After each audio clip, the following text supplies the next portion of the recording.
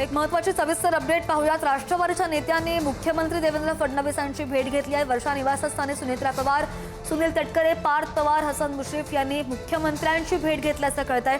तब्बल 1 तास राष्ट्रवादीच्या नेत्यांची मुख्यमंत्र्यांसोबत चर्चा झाली आहे। भेटीचं कारण अस्पष्ट आहे, मात्र बारामती पोट निवडणुकीसंदर्भात चर्चा झाल्याची शक्यता वर्तवली जाते।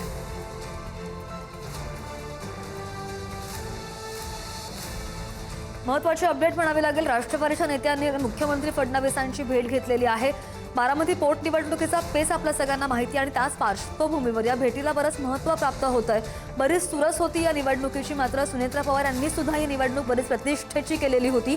या संदर्भात आणखी अपडेट कर आमचे प्रतिनिधी संदीप राजकोळकर आपल्या सोबत आहेत। संदीप, आपण पाहत होतो किती पेच होता बारामती पोट निवडणुकी संदर्भात आणि त्या पार्श्वभूमीवर ही बैठक झालेली बरीच महत्त्वाची मानली जाते। काय झालेलं आहे या बैठकीमध्ये, समोर आलंय का?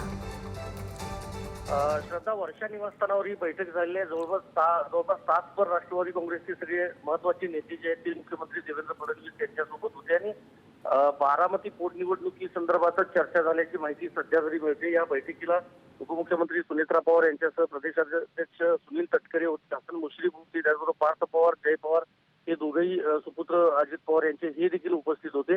प्रामुख्यानं निवडणुकीचा अर्ज भरताना मुख्यमंत्री देवेंद्र फडणवीस हे हजर राहणार होते, मात्र दक्षिणेकडच्या राज्यांमधल्या प्रचार दौऱ्यामुळे फडणवीस यांचा दौरा कॅन्सल झालेला होता आणि अर्ज भरल्यानंतर आता देवेंद्र फडणवीस यांची ही भेट अतिशय महत्वाची म्हणता येईल आणि उद्या माघारीचा खरं तर शेवटचा दिवस आहे आणि मुख्यमंत्र्यांनी काल देखील जाहीर भाषणात सांगितलं होतं की काँग्रेसनं पुन्हा एकदा या सगळ्या संदर्भात विचार करावा। त्यामुळे बारामतीची जी पोटनिवडणूक 23 तारखेला जे मतदान होणार आहे त्या सगळ्या संदर्भात जी महत्वपूर्ण चर्चा आहे ती चर्चा त्या बैठकीत झाल्याची माहिती समजते।